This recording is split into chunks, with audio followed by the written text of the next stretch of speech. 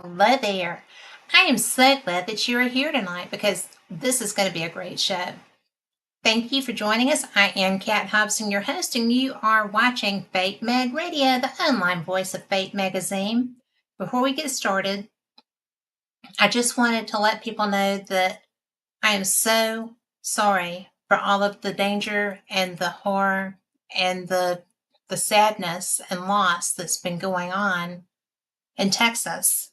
I know it's going on in a lot of other places too, but when when it's children, when it's families, when it doesn't really matter who it is, but when it's children, it just really hits so close to home, doesn't it?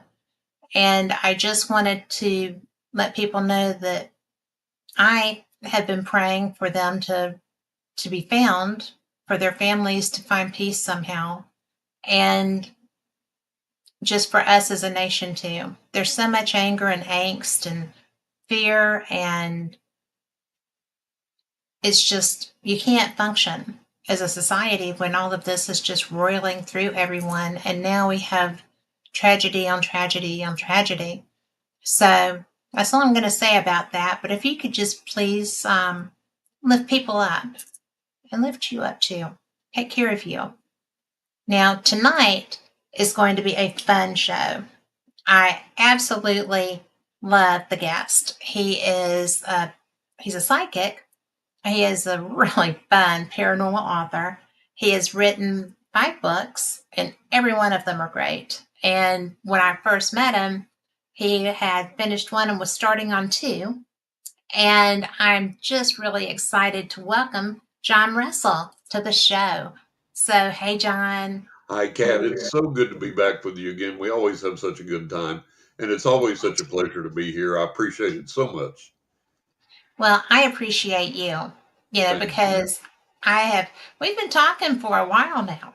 A long So, time. This is our and seventh interview now. yes. Yeah. And we're friends. I, Yeah. I consider you a good friend. And Absolutely. Absolutely. I just love that you're such a supporter of me. You're such a supporter of Fate, Yeah. and have been for like ever. Yeah. And, you know, and you're a jam up good writer. Oh, thank you. So, Thank you. Thank you. I enjoy writing. I enjoy getting to share these stories with people. And I like to present to people that there is a case for awe and wonder in the world, that there are yes. magical moments out there if we'll take time to be open and receptive to them, and that the paranormal isn't all this scary stuff you see on TV, that there are loving, caring, protective moments from the spiritual Yes. realm, from the other side. And that's the thing I want to convey to people. And I want people to get also from my books a sense of compassion and a sense Yes. of care for one another, care for nature, like you said, care for yourself. And that's one of the things I like to try and emphasize in my books. And I also like to kind of lay it on the line and say, hey, a lot of the beliefs out there that people are throwing around is BS. It doesn't work. It's not true. It's not real. And I don't shy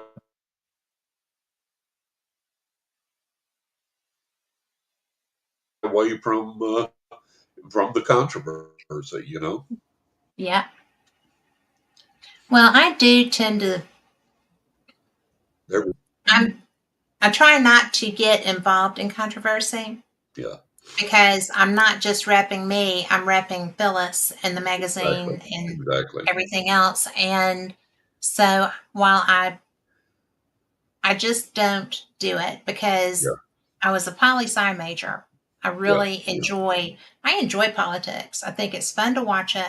I it is. think Yeah, that it's interesting to see how it's evolved over time and yes. stuff, but it's very different now than it ever has been Way here. different. Yeah, way different. And so I just kind of sit back and watch Right, because right.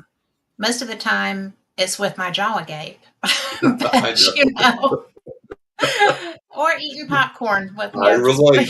I relate. but It's it's like, just my such a God, different really? world. Yeah. Yeah, it is. It is. And So, but it is what it is, though, because it is what it is, Lori in, Dorsey. in the paranormal realm, I haven't been able to avoid the controversy there because it's been my mission, my North Star, if you will, to find the Yeah, truth and to point people toward the truth. And as you know, there are so many fakes and phonies and frauds in the paranormal realm, in the spiritual realm. true. And I have had to rescue people from those people for all of my life. And some of these people have lost tens of thousands, hundreds of thousands of dollars to these phony psychics and these frauds and con artists and things. So it's been one of my personal missions to wade into that mud and to expose these people and to tell people, how they're doing this and how to avoid being taken and so on and so forth. So controversy swirls around me constantly. It's like there's virtually no way to avoid it. So it's a good thing I have a thick skin. Well, and it is because if you don't, especially in what you do, I mean, Yeah, because there is a lot of controversy, but no, not only absolutely. that, there are people that they just come out with guns blazing for Yeah, anybody that they perceive to even have a whiff of anything that they can point a finger at. yeah, yeah. And I don't understand it. I mean, I try very hard to live by live and let live Right, right. until you can't. And like Exactly, you, exactly. Yeah, you find people that are harming other people by being fraudulent, and that's tainting your profession. And you do step up to do battle, not just for your profession, but for people who are victimized by that. right, right. Exactly. And so, so it's kind of like, you know, a knight on a white horse kind of a thing, or a bike. So, Or bike. Yeah, a night on a bike. Yes. Yeah. yeah. I really had fun in the Kansas Act Ghost, my latest book. I really had fun with Oh, that chapter about the amazing Randy. I And know you did. I was just envisioning you as you were doing it, as I was I reading tell it. you, I had been on a radio show in New York for a long time. Well, when I lived in New York, although the radio show was in Wisconsin, but I was living in New York, and I was on there for a long time. And and I write about this in the book. The host called me one day, and he said, "Hey," and we made a little small talk, and I said, "Oh God, are we supposed to be on the radio today? Did I mess up?" And he's like, "No, no, no." He said, "I just wanted to call you and let you know about a guest I'm having." I said, "Oh, okay." And he said, "Guess." And I don't remember if I hazarded a guess or not, but eventually, so he tells me, he says, "Randy." I said, "James Randy?" He said, "Yeah." "The amazing Randy?" "Yes." I was like, "Holy cow." So he says, "I need you to be a guest on the show with Randy so you can give him a run for his money."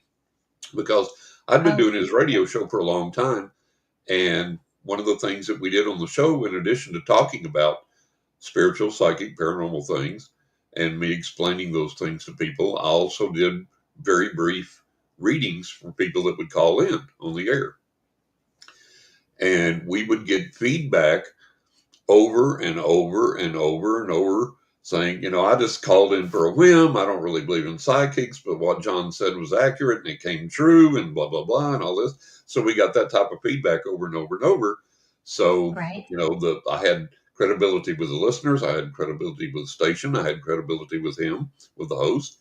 And so he said, "Man, you got to be on here to give this guy a run for his money." And I looked at my schedule and there was no way I could rearrange my Right. schedule to be on air with him. And I was like, "Oh my God." So he said, "Well, okay, at least give me a couple of questions to throw at Randy." And I said, "Okay." And I write about this in the book. I said, Yep. and I'll just do the short version here. People can read the long version of the book. There was a guy that Randy admitted was batting 1,000% in his psychic challenge, to win the $1 million. And then there was this one little detail that Randy misinterpreted what the guy said. And so Randy said he was wrong and said, if one thing's wrong, everything's wrong. Yep. And I said, okay, that's like getting a 90 on a test and failing, That's because exactly what it was. yeah, you didn't get 100, you only got 90, so everything's wrong then. So I was like, that's the craziest thing I've ever seen. So I asked Randy about that.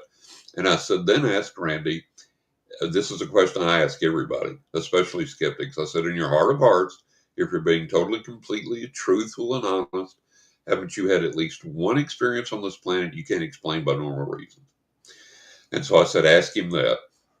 And so he had Randy on, did the interview, and called me back, and he said, "Oh boy," he said, "what an interview this guy is."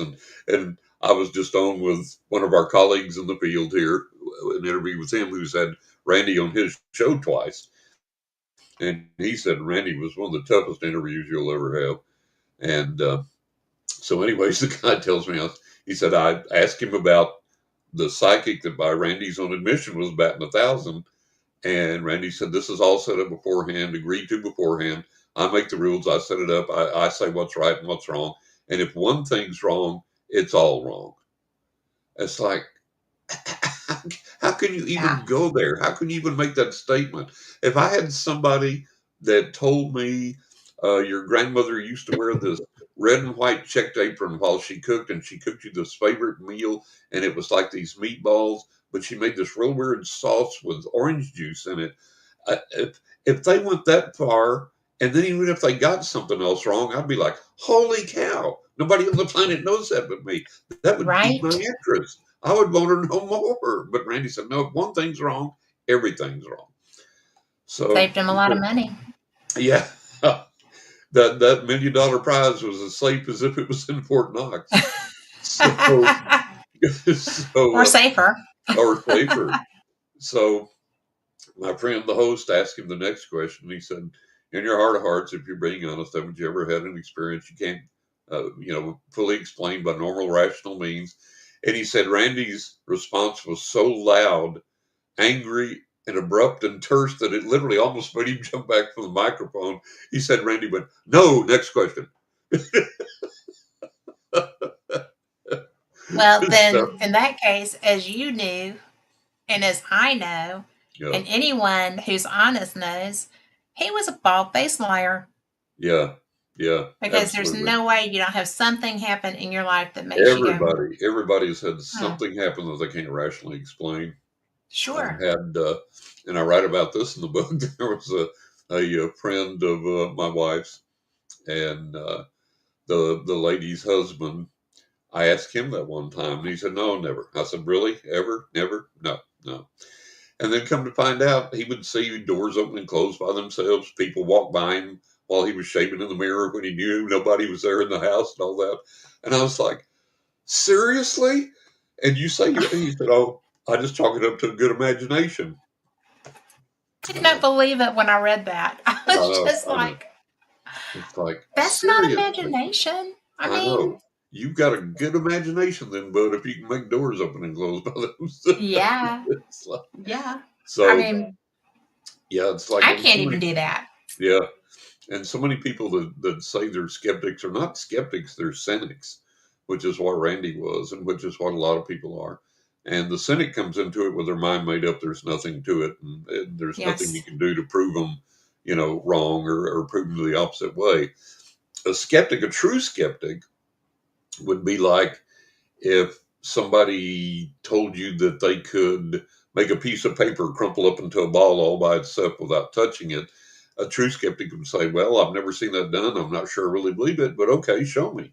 And they would Yeah. give that person enough tries and to really demonstrate that skill if they had it. And if the person tried 10 times that day and it didn't happen, they'd the skeptic, a true skeptic, would say, well, okay, maybe the conditions weren't right. Do you want to try again tomorrow? And Yeah. they'd give them maybe a week's or 2 weeks worth of tries. And if it just never happened, okay, fine, you can't do this. But give the thing a chance, give the person a chance. Because I had one paranormal investigation I went on. There were several people that went with me, so we had several witnesses, and every single person there witnessed physical paranormal manifestations, and not just one or two, but like many, several during the night. And this was witnessed by everybody there, everybody. So it was just a hot spot of paranormal manifestation. Something was happening just virtually constantly. And they Right. wanted me to come back again a week later, and I went back, not a darn thing happened. Not a single thing. Nothing. And sometimes, though, Yeah. I mean, So it's like you don't always get what you want when you want it, you know? And that's one problem with just we should the, do a song about that. yeah, really. So that's the problem with the cynics is they say, okay, prove yourself, show me you've got one shot here tonight. You know, well, maybe the spirits aren't active that night, or maybe they don't want to be active that night. Maybe you're not going to get anything that night. Then the cynics are going to say, see, there's nothing to it. But they're not willing to come back for, you know, a week, 2 weeks, 3 weeks, whatever, and open themselves up to anything. And then, of course, anything that you claim to have seen, the cynic is going to say, no, you had a hallucination. You misread what you saw. You didn't understand what you saw. It was the moon. It was Venus. It was swamp gas. It was whatever. It was shadows. It was. So they always have a ready answer to dismiss everything. And that's the kind of thing that just over the years, it's really angered me, you know? It makes me mad too. I met Yeah. somebody who that's his role in the paranormal, Yeah. and he's a lovely man. Yeah. I mean, and he is he like bills himself as a paranormal skeptic, and Right. his Right. name is Kenny Biddle, and he is Yeah. really a very nice man.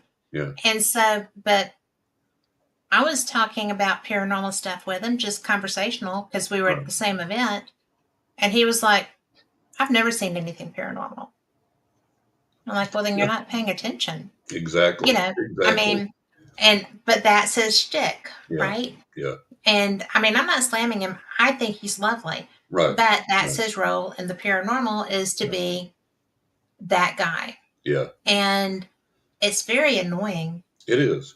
And you know, because it's so easy to open up and be receptive to the other side.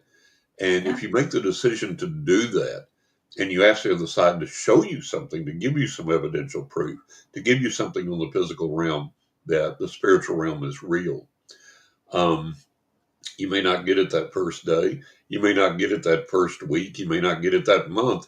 But if you persist and if you stay open and if you're not yeah, demanding and if you're not resistant and if you're not all tense and, you got to do it now, you got to do it today, you got to give me something. If you get rid of that attitude and just show up and be receptive, be honest and open and receptive and be calm, you're going to get something. I guarantee you, you you're going to are. get something. And it's just like with I had one of the most fun times I had in my third book, 20 Ways to Increase Your Psychic Abilities. I opened the book with a chapter on psychometry, which for me is the absolute easiest thing to teach anybody on the planet, the easiest thing to learn, and a very practical skill. And one of the most fun times I had, there was this guy I knew that was a scientist and like a hardened, I'd call him a cynic. Right? And so I said, I can teach you by email. We emailed. I said, not even over the phone. I said, I can email you. I'm going to send you a picture of something that has a deep personal meaning and a deep personal connection to me. And I told him exactly how to do what I teach people to do in the book. And I said, this is what I want you to do. Don't second guess yourself. Don't say, oh, I can't do this. Don't say, oh, I'm just making this up. Just accept what comes, write it down, send it back to me. So he did. And he was about 85, 90% accurate on this object that I sent him. And there were things that he got that I had forgotten were associated with that object. Oh, how cool is that? Yeah. And he was a total skeptic, total cynic, scientist, disbeliever, blah, blah, blah. And it was like, okay, look, see, you can learn this. You can experience this. This can happen. But you have to be willing to open up and willing to try and, be willing to say, hey, what if? Sure. Why not? Let's give it a shot. And if you have Well, that if he closed attitude, down, you're not going to be. I mean, even if, like with my friend, if mhm, something were to happen right in front of him, he would just totally deny it, blow that off. Yeah, explain it away. Yeah. yeah, And that's, I think after a while, when you exercise repeatedly an unhealthy skepticism like that, Yeah. I think the other side finally reaches a point where they go, okay, forget you. Not going to Yeah. try Just anymore. rock your world, Yeah, dude. yeah. Yeah. Just And forget it. I'm going to write you off for a while. And if you ever get yeah. serious and really want to know, come back and ask. And, maybe we'll open back up. But it's so frustrating because, when people say, like I've had way, way, way, way over 1,000 physical paranormal manifestations experiences in my life. And people always say, why you? How did you get so much? And it's like, well, for one thing, I was given that gift. Yes. That's my niche. That's my thing. That's what the other side gave to me. But the other thing is I've always been open and receptive to it. And I I'm haven't been looking. afraid of it. I haven't ran from it.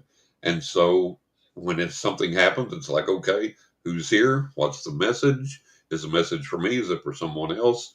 Whatever. So I've always been open and receptive to that. The more open and receptive you are, the more you're going to get. Yes. And, it's not, for me, it's not like you're walking around with your head so open that your brain falls out, Right. but you are just aware. And I have friends that own beautiful haunted locations. I've been to some of the coolest places, literally on the planet. Right. You too. And, it's so cool when you walk into an environment. And I mean, I do not have your full set of skills, Yeah. not even close, but it's just when you walk into a place and you just know, Yeah. you know, Those that, presences are there. The energy's yeah, there. The history's there. And, everything comes together. yeah, and it's a beautiful thing. It's a wonderful thing. And to realize that our friends, families, loved ones, guardian angels, spirit guides, nature spirits, whatever, can communicate to us from the other side. And what I tell people repeatedly, my guardian angels have literally physically Mhm. intervened in my life and Yes. literally saved my life several Mhm. times, not just once, but several times. And Ditto. I try and get people to understand that's the benefit of connecting with the other side and listening to the other side. And, people have every kind of argument in the world. Like, well, one of the biggest things that I do healing work for which I never have charged ever. I do charge for my readings because I got to pay the grocery bills. Yeah. And I'm not charging for the readings, I'm charging for my time, as someone wisely put it to me one time. Yeah.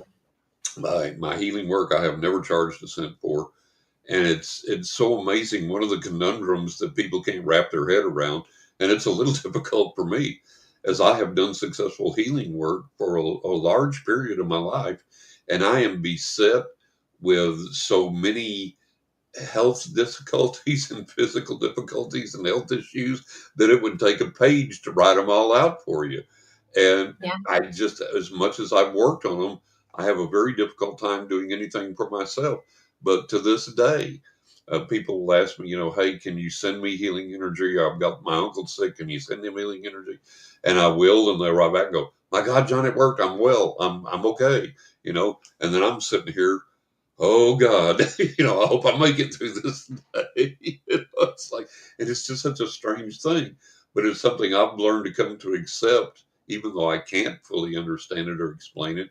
And I think those dichotomies that we see in the spiritual realm are what makes it difficult for other people to wrap their heads around it or accept it. Or, well, if you can heal other people, why can't you be healed? Why can't you do good or whatever, this and the other? Well, we don't have all the answers. I wish we did, but we don't, you know. Well, we don't. And, sometimes I think, you know, physician heal thyself, right? Right, right. And it doesn't work that way. Exactly, exactly. But it does help that that's a possibility. Oh, absolutely. And Absolutely. so the And there fact are that, occasions that I have experienced physical healing and that I have yes, experienced, did you do it or did someone else do it? the other side did it. Yeah. The other side did it. I have not met anybody in the flesh, even with a healing gift, that's ever been able to help me at all, ever in the flesh. Anything that has ever come that has really helped me really turn things around and given me a period of time of relief has always come directly from the other side. and it's always been a very. It's never been gradual. It's been like almost an overnight type of thing. Where boom, all of a sudden, oh wow, I'm okay again for a while, and then it declines, and then it goes up, and then it declines. So I don't know. I've asked the other side. I've asked my guys, like, guys, and they're like, doing what we can with your weird physiology and your weird gifts and your weird energies and your, it's like, Yeah. so you accept what you've got, and you move on, but you're thankful. I'm glad for the people that I am able to help, and for the people that I have been able to heal and give healing energies to, that's worked. And some of it has been just melodramatic. Some of it's been awesome. It's like just, you know, like knots on people's legs disappearing, vanishing, and things like that. One of the funniest ones, and I think we talked about this before, I'm not sure. I write about it in one of the books. I had my drinking buddy. We went to this certain a chain restaurant that had a bar, and we were friends with all the waiters and waitresses there. And so one of the waitresses came up to the bar one night, flopped down beside us, and said, "My God, look at my lip." And she had this fever blister, like this cold sore, that was like the size of a friggin' goiter. It was like hideous. She said, "My Gosh, God, it I'm a was monster. weird. Look at me." And it was like super red and huge and inflamed and big and swollen. And when it's that bad, even if you're putting medicine on it, that can take weeks to go away. Yes. And I mean, this thing was like huge, like big, like, oh my God. And she was like, "My God, look at this." So, right there in the middle of this crowded restaurant at the bar with all these people around, I said, "Hey," I said, "let me zap some energy into that." And she said, "What are you talking about?" And I said, "I'm going to heal that." She said, "What do you mean?" I said, "It's an old Indian trick." I said, just let me do this thing." So I got all the energy flowing, put my finger about half an inch away from it, started sending energy into it. She said, "What are you doing?" I said, "I'm sending energy into it." "Why?" And she said, "It's tingling. It's like burning." Yeah. She said, I can feel it. There's something really going on here. This is weird." I said, just hang loose. Let me finish this. So we're sitting Right. here with my finger pointed at her lip in this busy bar, and everybody's looking at us like, "What in the world is this guy doing? What's going on?" So I finished the healing, and she went on to her shift. And the next day, me and my buddy were in there again. She came in for her shift, came over, plopped down at the bar, and she goes, "My God, look at my lip. What did you do?" And it was totally, completely healed. No blemish, no scar, no red, nothing. It was just Cool totally, beans. completely normal. It Yeah. was like, yes. So it's been so awesome to be able to do things like that for people over the years. And my situation, whatever it is, I can live with it because I can do it for other people. So Yeah. a little Well, trade I'm off going of to tell guilt. you, I do not, I do not tell people this very much, Yeah. but I heal also, Ah, but good. Yeah. with energy, with you know, Right. Right. and my best friend is in chat. We travel together. We hang out together. She lives in Ohio. I don't see her as often as we should, but we love each other. Right. And we were on a trip, and she was having a problem with a shoulder, Hmm. and I was like, "Well, just be still." I mean, And I sat there and I just kind of let my hands, charge. I call it charging up, Right. right? So I did it and I just, put, just wrapped her shoulder, one on the back and one on the, Yeah. as she was like, "What are you doing?" I said, just, just let it go, Just right? relax and accept it. Yes. And she was like, "You're knocking me down," and I'm just like, "I promise it's not going to hurt for long." It did hurt. Yeah. But so she was like, and then it did help. Hmm. She was like, "You're not touching me anymore." And I'm like, "Lori Dorsey, if I'm lying, I'm dying, right? Put it in chat." But it was so funny because she did not know, because I don't tell people I do that, right? Yeah. Yeah. And for one thing, I don't know if it's going to work all the time. Right. It doesn't. It Yeah, doesn't work all the time, it unfortunately. depends on the situation It and does. the need. And Depends on the and then need. there are people there. There was a real Oh, funny, she said I put her on her knees. I right. did. There She was she a wrote. real funny incident I had happen with there was we used to hold like spiritual circles at our house, and do seances and get prophecies and get predictions, send healing to people, all this stuff. So this one couple came, and I showed them this energy I could transmit with my hands, like you do. And they had me over at their house with a friend of theirs for dinner, and they were telling her about this, and she was like, do you want to feel it? And she was like, yeah, sure, whatever. So I had her sit in this chair, and I started sending this energy on either side of her head, and I'm feeling it. I mean, it's like my hands are like burning and tingling and everything. And I said, what are you feeling? She said, nothing, nothing at all. And I know she's lying because I'm feeling like I'm Right. almost electrocuting myself here. And so I ramped this thing up, and I really started zapping this energy to her. It's just like, what are you feeling now?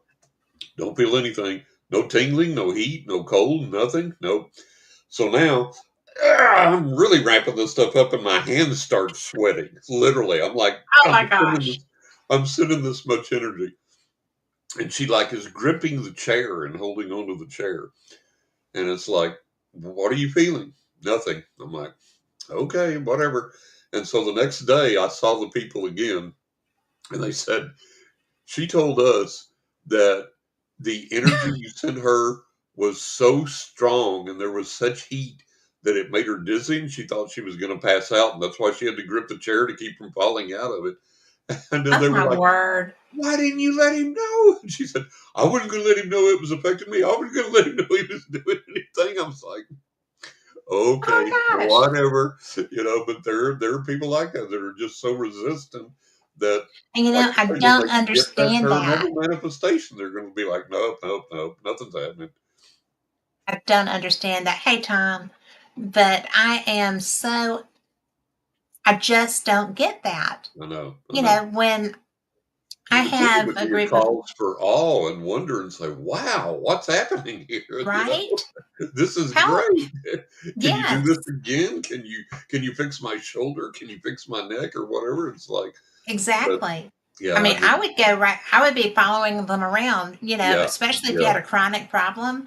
I would exactly. move next door and Exactly. just, Exactly. I fix me know. again, So I'm with but you. I don't get when people just, like you said, that guy that if something happened in front of him, he'd find a way to deny it, and write it yeah, off. So it's like, and I tell people that's one sure way not to have any experiences is if an experience comes, no matter how small, cherish it, accept it, and appreciate it, it's a get the lesson gift. from it, and ask for more. Be open and It's a receptive for gift more. that if, It is if you are, I mean, it's happened for you a lot. Not everybody has that. right, And if you are in a position and a spirit comes to you or whatever is occurring, right. you know, that's a gift. And It is, yeah. and manifestation is not that easy for some of them. Yeah. Yeah. It's you would think it would be universal, but it's not But it's in my not. experience. Yeah, it's And not. so when they do get that, it's just kind of like, oh my gosh, thank you so much. I have had Exactly. people that were mad at me and were stomping around and making me very nervous and uncomfortable, but they had a right to be mad. But it was just kind of, that was still interaction, Yeah. and we resolved the issue Exactly. and, Exactly. you know, became, I felt like it was a very friendly environment to me after that. Oh, And sure. Yeah, so, absolutely. Absolutely. it was just weird. Yeah. Yeah. But Period. that was a lot of energy that they had because they were mad. So they were manifesting very strongly. Nothing Right. was moving, but you could hear it Yeah. and like audibly hear it. Right. So, but it was such a gift, and it's still such a gift whenever I experience something. It is. It's like I've experienced, physical paranormal phenomena since I was 5 years old, and I'm 71 now, and it's never gotten old. I never take it for granted. It's just as valuable and amazing and eye opening and wonderful to me now as it was then. And I hope I always keep that sense of wonder till I Yes, cross to the other side someday. It, Oh, and we were talking before we came on air, and I wanted to share this with all the listeners. I made a prediction at the start of the year that this year was going to be really ramped up for high strangeness, that there was going to be a lot of increase in paranormal phenomena, psychic phenomena, and there yes, has been. Everybody I've talked to, everybody that's reported back to me, and all of my friends and everybody in the paranormal said, yeah, it's off the charts. it And it's been is. for us too, but we have had so many uh, really crazy things happen here in the house, and we always do. But I mean, it's I was gonna been say it's above, kind of your house, right? yeah, it's been above and beyond now. The My wife and I have both heard, like, we would hear dishes fall in the cabinet and clatter, and of course, no dishes fell in the cabinet when we opened it up. Everything was normal. We heard this weird sound, something like hit the wall, slide down it, and then thump onto the floor. We went in that room, there was nothing there. So we kept having all these things over and over and over again. And the weirdest thing was my wife got up to go to the bathroom. Now, we have one door in and out that we walk the dog, and he is a terror on frogs and lizards. I mean, just a terror on frogs and lizards. So in our old house where we lived previously, frogs would get in all the time, but we would always see them come in, and we would chase them down before he did, and we'd take them and put them back outside. So this one door in and one door out, if there was any frog, especially a large frog that came in through the door, he would immediately see it and grab it or chase it, and we would have seen it as it went through the house. So that never happened, never occurred, never has. So my wife got up to go to the bathroom one night, and she turned on the light, and there on a stack of magazines in the bathroom was this large frog, and just sitting there staring at her, and she stood there and stared at it. And so she went and got a glass, came back, and the frog was still sitting there. And she walked over to it, and the frog didn't jump, try and get away, or anything else. And she put the glass over the frog and grabbed up the magazine and took him outside and let him go. So we literally had this frog magically appear in our house from out of nowhere, physically, Yeah, literally appear from out of nowhere.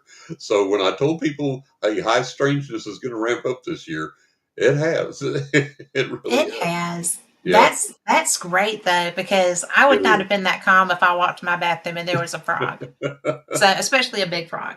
And But I looked up, and I write this story in one of the later books to come that'll be out in a couple of years. I looked up frog visitations, and it's like health, healing, prosperity, good luck, and all that. So it was like, wow, that's awesome. That's great. So I'll take that. I'll take that. I'll take that all day long. Yeah. And I tell people too, people always want some earth shattering, life changing, like, oh, I got the lottery numbers, or oh, I got the answer to this or that and the other. A lot of times, and we do get those moments, but a lot of times it's the other side just kind of saying, hey, I'm here. Just want you to know I'm around, keeping watch on you and taking care of you. Just want you to know I'm here. So we have good friends. We don't talk to them every day or every week, maybe a month or two before we talk to them, and we catch up. And how you doing? How's things going? And no earth shattering thing. It's just a way to keep that contact, to keep that humanness, that humanity. And I think it's the same way from the other side. And sometimes it's just hey, want you to know I'm here. I'm Yeah. hanging around, looking out for you. Want that communication with you. Want that companionship with you.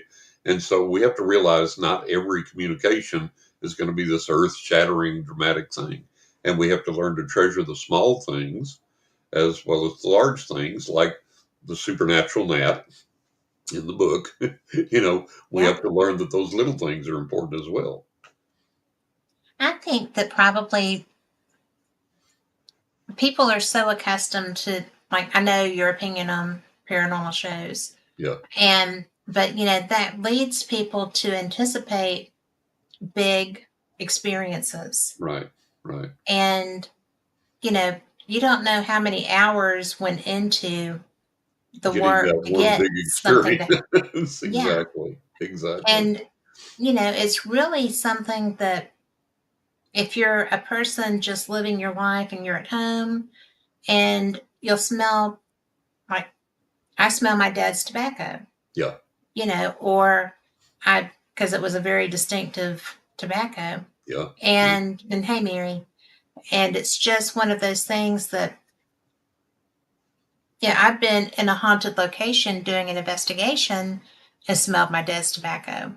Yeah. And, you know, I was with Lori and some other friends, and we went to, we followed the tobacco scent, Mm-hmm. and it took us into an area where we had a large experience. Yeah. And it was just like, it was so much fun. But I knew that was my dad. Exactly. And so, I'm like, well, we have to go this way. That's my dad. Yeah. We're Yep. gonna go do that. He's And it leading was, you to something. Yeah. He's guiding you yeah. to something. And I mean, I was a long way from home. They don't care. Yeah. Yeah, they're still with you. Oh, absolutely. So, Absolutely. Yeah, I and tell people, they say, how can you do psychic readings I've read for people in over 40 countries.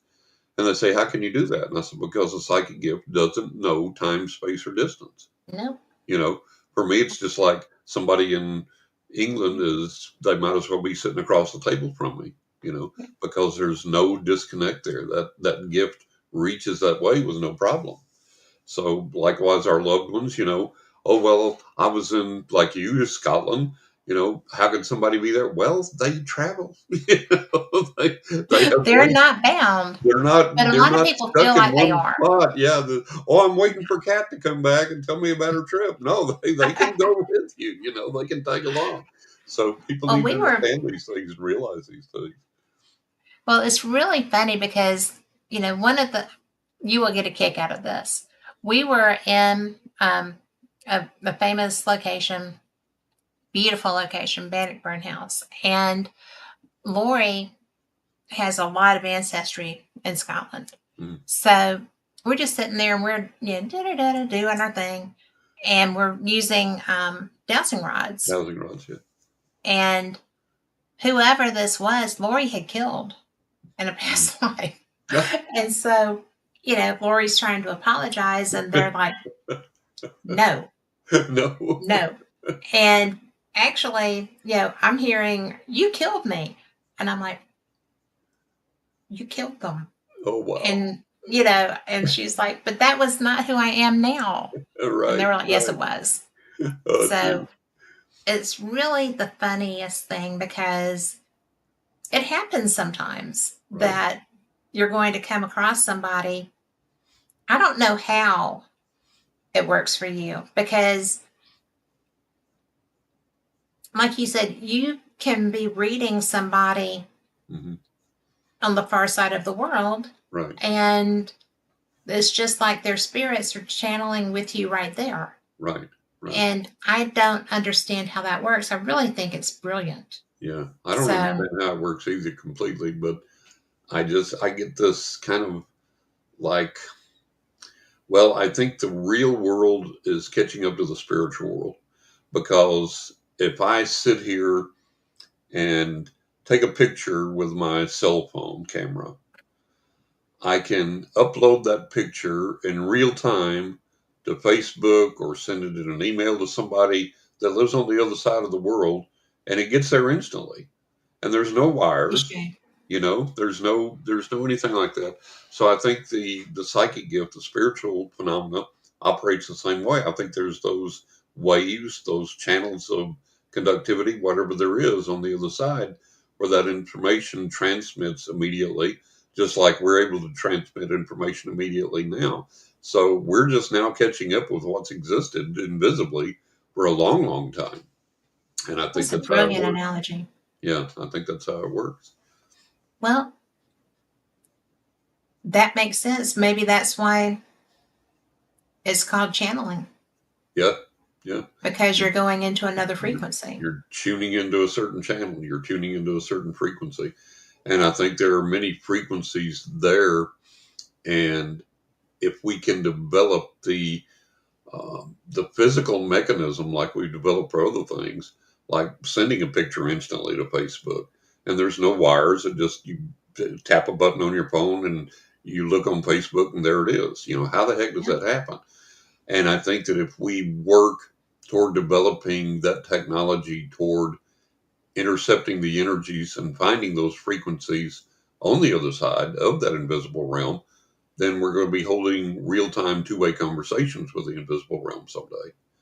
I think that work has already been being done for some time. It's people are working on it, but they haven't perfected it yet. They haven't got it down to where it's that reliable. And Right. I want to see this. We need this marriage between, as I write about in my book, we need this marriage between science and the spiritual realm, the psychic realm. And Yes. it's difficult to do because scientists have always disparaged the paranormal, and people in the psychic realm are reluctant to work with scientists because most of them are cynics or at Yes. best skeptics. And so there's this wall there, this divide to overcome. And we need people to say, okay, I'm a hardcore scientist, but this group of psychics says that they're working with spirits on the other side that can tell me how to build a device to communicate better with the other side. Let's give it a whirl. Sure, why not? You know? And they do that. A Yeah. friend of mine has spirits in her location Hmm. that work with her on that. Yeah. I wanted to share with you a comment that Mary made in chat. She says her theory is some people don't experience the same phenomenon. Think of each person being a light bulb. Some put out 40, 60, or 100 watt. An individual frequency attracts or repels spirits. Yeah. So, It's what I've always said, that everybody has a psychic gift to a degree, but mhm, some are a lot stronger, some are less, and everybody's going to develop to a point, and then you're going to kind of plateau there. And so that's a very good point and very true. We all have these degrees of energy, and I think that fluctuates. Um, it can depend on how we're feeling, if we're ill or not. It can depend true. on like solar storm conditions. I think have a lot of influence with the way that we perceive and experience paranormal manifestations and things. And just the other side, not everybody's sitting there in a rocking chair just on pins and needles waiting for us to beckon them. They've got things to do. So they're not always going to be right there just, hey, Uncle Tom, are you there? No, he's off Yeah. doing something, or he's learning something, He's or hunting. he's hunting or resting or meditating or whatever. So, Uncle Yeah. Tom's not going to be right there all the time when you need him. And we have to learn those things. So, again, it's a process of us not imposing our will on the other side, but learning how the other side works and adapting to that and coordinating what we want to do with that. Well, it's such a funny concept, putting, bending them to our will. We don't even know how they're there. Exactly So, right. you know, Exactly but right. there are those people that feel like that's the way it should work. Yeah. And it's like, my, your friend Randy, Yeah. And you have it's to just like, realize you're dealing with spirits, beings, energies, intelligences that have will, volition, yeah, purposes, aims, goals, emotions, feelings, all of these things. sentient beings. Yeah, Yes. yeah. So you're not controlling something or commanding something or whatever. You're interacting with something that's more than likely at least as intelligent as you are, maybe more so. A lot of these spirit beings, we don't even know what they are, Nope. but we know that they're highly intelligent, that they're very strong, that they can manipulate our reality. And so that deserves respect. And it deserves us, not looking down on various entities in the other realm, but respecting those entities and saying, okay, Absolutely. what can I learn from them? What can they learn from me? How can we have an interchange that's beneficial and meaningful, to both people? And I think the thing that's really, really eating us up right now is I have never seen so much greed. Everything is the bottom line. Yeah. It's like with AI, and I write about AI in my books, and it's like it's not, can we do it? That's not the question that's the question they ask. Can we do it? The question they should be asking is, should we do it? Yes. you know, because everything has become the bottom line. Everything's become the dollar. And that affects spirituality, that affects the spiritual realm, churches, the psychic Yeah. realm, everything else. Um, there was a famous psychic who everybody would know immediately if I said their name, but I won't. And they were talking about the outrageous prices that some of these world famous quote unquote psychics charge, like $850 per reading. And they said they would never do that. They would never resort to that. They would never charge more than they were willing to pay. And I'll be darned if they didn't turn around and start charging that much, Yeah. you know? And it's like, man, the bottom line is that dollar, boy. Let's and then they started making little blessed gewgaws and things you could buy, that had Yes. little you know, a special blessing on it or whatever, and you can buy this. Oh, it's like, oh my God, no, no, no, no, no. So that becomes the bottom line of everything.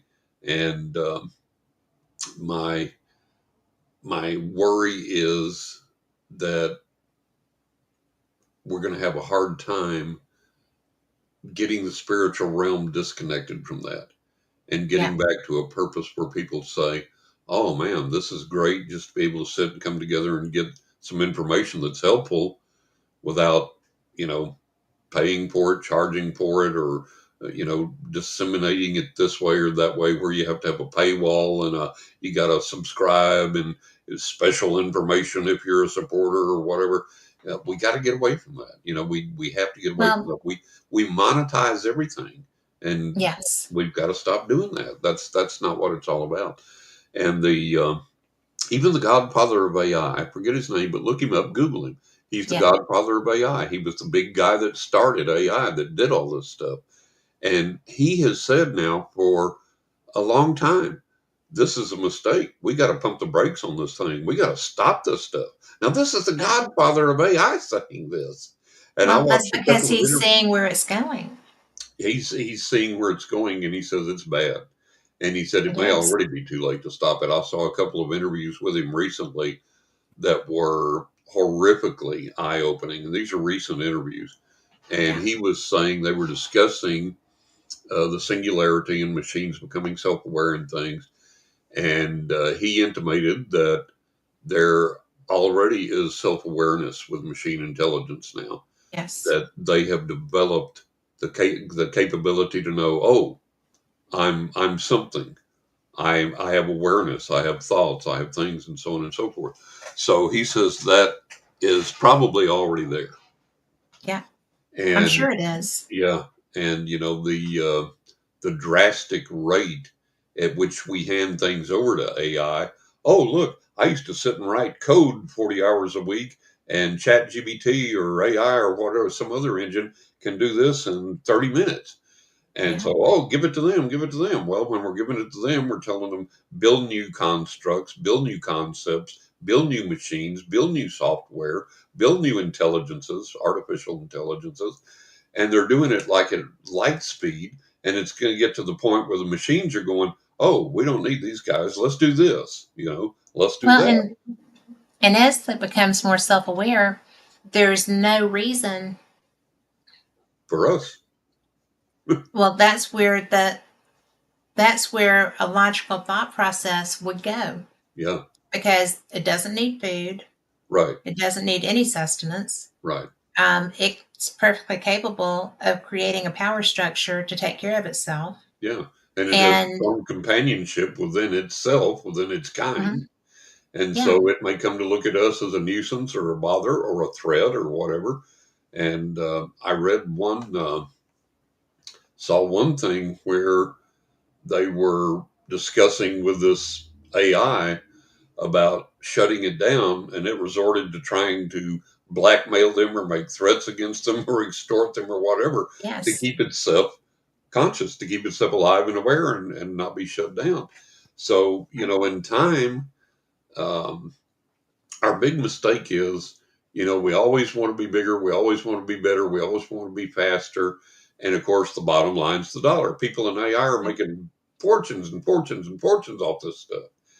And you look at Boston Dynamics, the company that makes the robots that can do backflips and walk and open Yes. doors and pick up packages and carry them places and do all these things, dance and carry on all this stuff.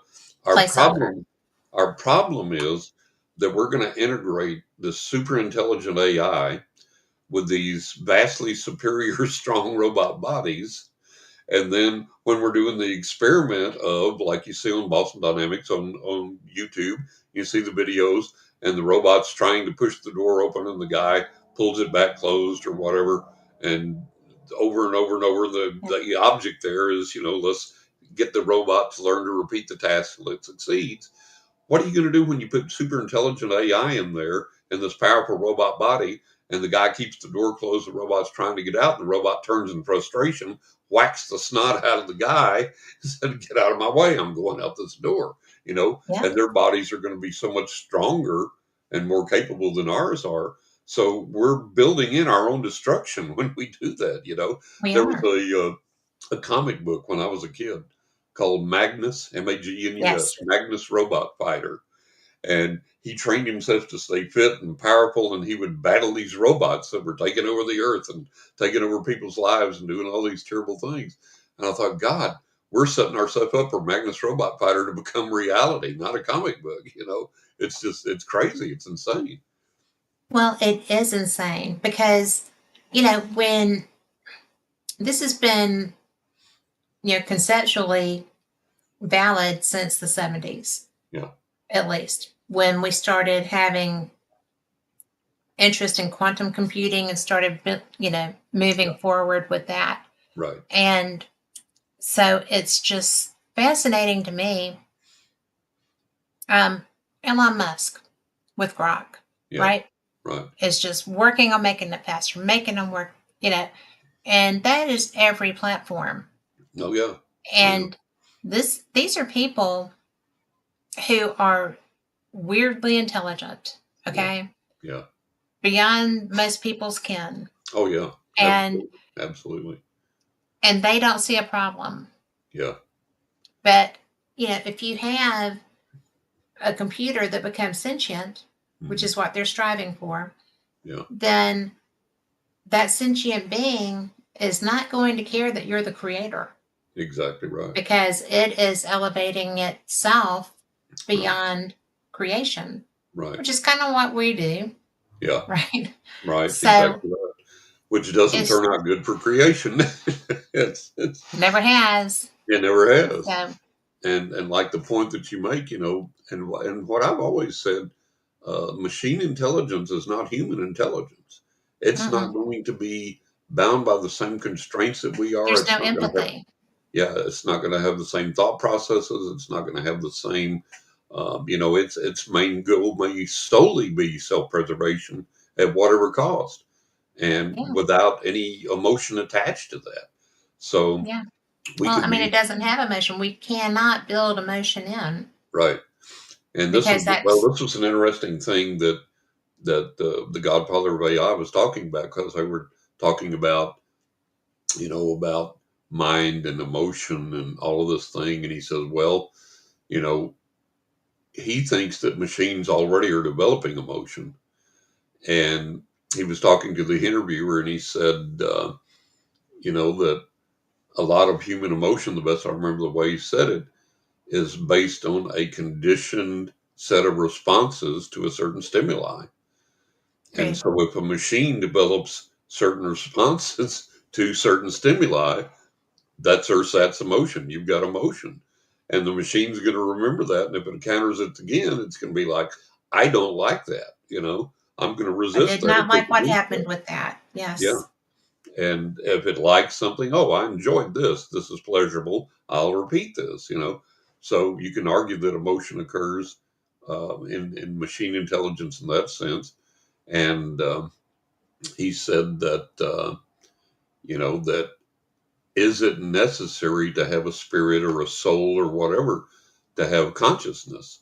Right. And the argument was, well, no, you can have consciousness without that, without a spirit or without a soul. And then the argument goes further that with machine intelligence, as it advances someday, what if it does develop? a spirit or a soul or some type of thing like that. So all these things are out there. They're wide open. They're possible. And the reason it's so scary is because we haven't pumped the brakes on it, and we haven't Yeah. built in safeguards. We've said, let's see how far we can go, how fast we can go, how quick we can go, how much money we can make, and blah blah blah. And man, it's a Pandora's box that I don't know if we're going to be able to shut the lid on. Well, it is. And if you want to take that a step farther with the creation and sentience and things of that nature, Right, you know, we're creative beings. right, right. And look at the world we're living in now. Yeah, And we did not learn as quickly as this AI is right, right. because our processing, has gotten Yeah. a little bit slow lately. But At it's least, just yes, at least. but it's just really, to me, it is just, and I do think there's a lot of this envy, jealousy Yeah. that, you know, well, we were created, so we want to be creators, Hmm. and which is what the developers are called. Right. Okay. So it's really something, I think it's a God complex that all of these people that are building this have, and they're just challenged to make this be at least as good as we are, if not better, Right. Right. because this is their product, this is Yeah. their creation. Yeah. And I think that's why you see people not wanting to pump the brakes, Right. Right. because, you know, I want to be the one. I want to be the one that Exactly. has how. Yeah. Okay. Exactly. And I did that. and I made that. I created that, and look what I did. yeah. And at the same And time, look how much money I made off of this thing. well, It's yeah, like, but it's like God's got oh my nothing god. on me. Yeah. God's Yeah. got nothing on me. I can do this too. Right.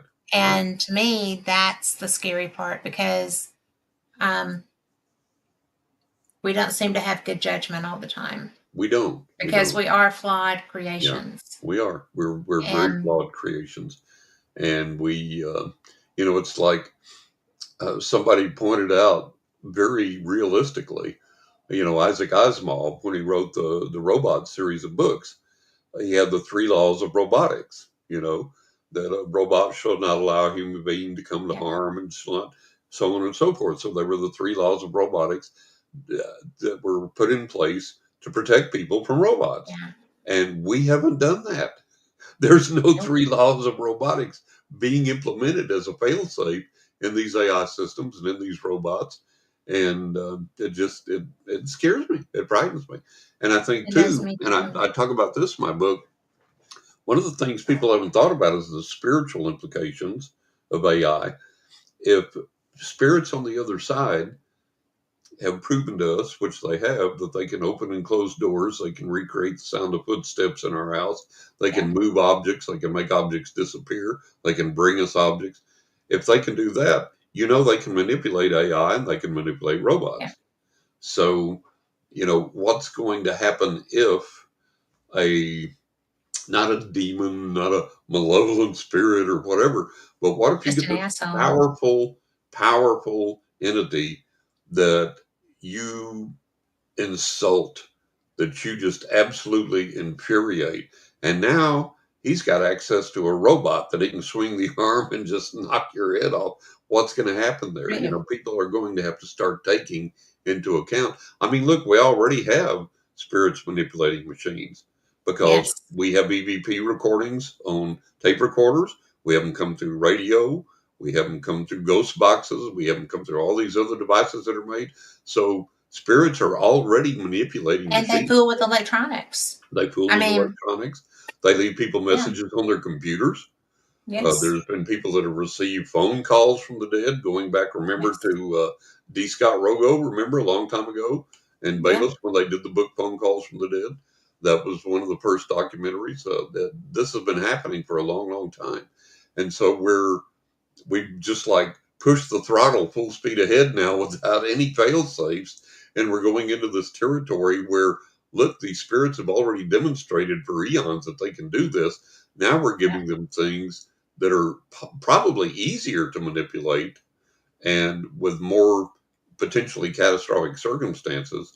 And, it to me, it opens the door for people to really experience real harm when they go on paranormal investigations, because now they say they do. I don't believe 98% of that. But I think Yeah. now that if you have these advanced, sophisticated devices, maybe a robot goes with you on the paranormal investigation. Maybe you've got some sophisticated artificial intelligence and you tick off a spirit there and it goes, aha, watch this. Yeah, you know? buddy. And, it's really, Excuse me. you know, it really is crazy, It right? is. I want to, and I'm going to go with that this will tie in because Mary has a question in chat. Oh, okay. And she does, and I do remember, she has a hatred of shadow people. Oh, She okay. does not like that at all. Okay. And she wants to know what you think their purpose is. And then I'm going to move on to where if they're negative entities, then like you said, if they can manipulate things. Yeah. But what do you think shadow people are? What do you think their purpose is? I know people have had what they've interpreted to be, and it may have been, but they've interpreted to be negative experiences with shadow people. And I think shadow people are a part of the spiritual realm, the paranormal realm that exists around us. And some of them apparently are not human, never have been human. There's some other type of intelligence or being or whatever. And even though people have had um, negative experiences, I don't wholesale. Now, I don't disparage anybody's fear or negative experience. I'm not saying that. But I don't put out there wholesale that the shadow people are a bad thing or whatever, this, that, and the other. Now, bear with me and hear me out here. There are, again, like I've said, there are spiritual beings, entities, intelligences, energies. We do not know what they are. We do not know who they Right. are. We do not know what their purpose is. We don't know why. And some of those energies, and I see Mary just said she always has extremely bad experiences when she sees them. Now, there are interactions with energies that some people have that are for them deleterious or negative or unpleasant or whatever. I might walk into that exact same intersection, that of spirit and paranormal activity or interaction with some type of being, and not have a single problem with it at all. Right. Um, I had, when our son was young, there was this abandoned house, this old abandoned house, and he and I went together one day, and I said, "Oh, let's explore this. Let's look at this." So I was walking around, getting all these spirits, all this energy, and it was like, "Oh my God, this is exciting!" It was energizing to me. It was exciting to me. He got physically ill and nauseated and got a headache. Exact same place, exact same experience affected him differently than it did me. Mm-hmm. And so we have to understand. I always tell people, so look, when you have paranormal experiences, um, things are going to hit different people in different ways. And it's not even necessarily your belief system or what you think about things. It may just be your energy does not sync well with that energy. Yes. And so I tell people, I say, look, like I told, I sent an email to Brandon Fuel one time. I told him, look, on Skinwalker Ranch, there's neighborhoods, just like we have neighborhoods here Yes. in our cities. Yes. And they're neighborhoods you don't go into, you know. And so, likewise, there are neighborhoods that you might want to avoid or use caution going into. So we have to learn our physical, our spiritual, our psychic capabilities, and we have to try and attune that. And then, if you're having experiences with something that affects you in a negative way, you have to ask why that is. Why is that experience occurring? What can you do to ameliorate that? What can you do to try and keep that energy or those intelligences or whatever away from you? Or what can you do to have a different response to that? Because we've always been conditioned that, the lore comes down that this is evil, this is malevolent, this is satanic, this is demonic, this is dangerous, and that's not always the case. But we're Right. conditioned to that. And so it may be our response to that phenomena that has to be reconditioned, so Yes. that instead of going into panic mode and fear mode and anger mode, we go, wait, what's happening here? Um, who is this? What intelligence is here and why? And I think that some of these things just pop in and out of our environment as just a normal part of being here. And they may not even I be agree there with to that. interact with us. They may not even be there to give us a message or whatever. They may just kind of be, popping in and out of that one frequency into the other for a time being for whatever reason. And so we have a lot to learn about them. And, I always tell people, I'll say, look, anything that we encounter that's different than the 6 foot tall, Caucasian, blue eyed, blonde haired angel with wings, we panic. Oh Yes. my God, it's evil, it's demonic, it's malevolent, it's satanic, it's going to hurt me, it's whatever. And that's not the case. There are things out there that are unlike anything we've ever seen. And it doesn't mean they're evil, doesn't mean they're going to harm us, doesn't mean they're bad. It just means they're different looking. And the one example I always give is, and I always get this wrong, it's either the lanternfish or the anglerfish, but look it up. Anglerfish. Anglerfish. And this thing has a thing that hangs off its head that glows in the dark to attract fish. Yes. And it's got these big, weird eyes, and it's got this horrible mouthful of Trouble teeth. mouth. It looks Yes. like something demonic, some idiotic satanic artist created. That's just what it is. It is just what it is. It's not a demon. It's And not it's just a satanic. fish. It's not. It's just a friggin' fish that whoever created all this mess made one of those, and that's all it is. And just so a lot of And it's times, actually brilliant. yeah, I mean, the it design is brilliant is. for And where it so lives. we have to learn to So, look at things as a possibility of, hey, that's just what it is. I was riding my motorcycle one time, and I write about this in one of my books, and I had turned off on this road, backcountry road that I always loved to ride. And yeah. as a biker, I've been a biker since I was 15. I always am checking them rear view mirrors constantly and always looking around me constantly. And this one road, it's very isolated out in the country, nothing around to account for anything. And I had just looked over on the right side of this road. I always scan everything, and I'd scan the road before and behind me, and then I turned. And as I turned, I looked back at exactly where I had been and exactly where I had looked on the side of the road there. There was this like 12, 14 foot tall, thin black monolith standing there in the road where there had been absolutely nothing before. And this wasn't a vision or transparent or translucent. This thing was there physically, solid. And it had intelligence and it exuded energy. And it was like, what in the world? And there was a car coming the other way, and I couldn't stop and turn around to go back. And so I tried to send out a communication to it. And this thing was like, now it wasn't human, wasn't angelic, wasn't anything in any recognizable form, but it sent the message back to me. Just want you to know we're watching over you. We're out here keeping watch on you. And here I am. I was like, cool. And then it vanished. Then it disappeared. So we're not going to always see what we want to see. We may see things that are strange to us. Doesn't mean they're negative. Doesn't mean they're bad. We may have to learn to readjust the way that we react to things, and that's part and parcel of it. Well, I find it interesting that it was a monolith. Yeah, that I was mean, like a stone. just like a big black tall structure. It kind of looked like either metal or granite or whatever, but it was solid black, jet black, and 12, 14 foot tall, and literally was intelligent, literally was communicating with me intelligently and letting me know. And it was so funny because it was like, just want you to know, we're watching over you. We see you. We're on the road with you. Wanted you to know that we're here. And it was like, wow. That's so interesting. Yeah. Yeah. It was amazing. I It think was it's amazing. cool. Yeah, it was very cool. It was very cool.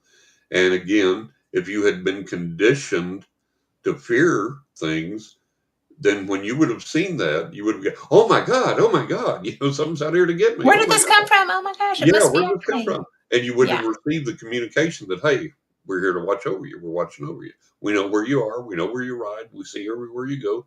We're here watching over you. And I've been saved miraculously on that motorcycle a bajillion times. So I know that what that thing spoke to me was the absolute truth. But if you had a knee jerk reaction, to something like that, that would be your default thing. Like, oh my God, what's coming to get me? What's after me? And so a lot of times we have to readjust our perception of things and our interaction with things and learn not to fear things on the other side and the ways that they manifest to us and the way that they appear to us. If that's your energy, your form, your being, if that's the way you were created, that's the only way you can manifest. Yeah. That's the only way you can appear. And then of course there are things that obviously can shapeshift or whatever, but if you're created as the anglerfish, landerfish, whatever, that's how you're going to appear. That's what you're going to look like. That's And that's what freaky looking. and that's freaky looking. But what you see is what you get. So Well, that's one thing that I hope may be helpful a little bit, and I think maybe so. not have a knee jerk reaction up here, but to say, okay, um, let's see if I can change the way that I react to it, and also rather than fear it, maybe attempt communication with it. Why are Yeah, you because showing up here? Do you have a she message? felt like it was maybe a foreboding warning too, but maybe not. I mean, No, no. because I don't think that. There's very, very seldom do we get anything that's a foreboding warning. But occasionally we do, yeah, absolutely. But not everything is, and it's not that frequent. And everybody has been taught to look at the shadow people, or a black cat, or a crow which is black, or a raven which is black, or whatever. Oh my God, if I see that, it's bad luck, or it's an omen, it's a warning, it's a portent of something evil to come. No, it's absolutely not. For me, black cats have always been good luck. Crows have been good luck, been good companions. They've been very intelligent, communicated with me, and asked me to They do are things so for them. intelligent. Yeah. Yeah, So again, we but have to learn. Oh, hi, Netherlands. Netherlands, I Awesome. love the Netherlands. Thank And you. So we have to yes, learn to ameliorate the way that we look at things, react to things, and perceive they are. things, and Mhm. uh, and not have this knee jerk reaction of fear. And the problem with knee jerk on this is that you may be missing a message that's actually something you Beneficial. need. Yeah. Yeah. Yeah, and I don't think that I don't think shadow beings choose that persona. I think that people present how they are, like, it doesn't mean that they're evil people if that's Right. how they're presenting. That may Right. be all the energy that they have to manifest with, Exactly. because, Exactly. or they may not be comfortable showing their true form. True. Or Maybe that they're a may just monolith, but they or don't want to yeah. present that way. Yeah, exactly right. Yeah. Or maybe that's just the way they are, like the Mhm. fish. Maybe that is their form. And Sure. we have to get used to these forms.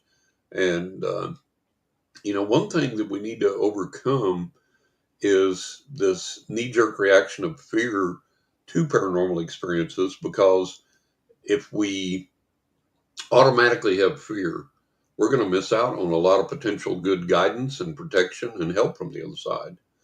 And Yes. I think we've talked about this before, about the lady that asked for the ghost and got it, and it scared the life out of her.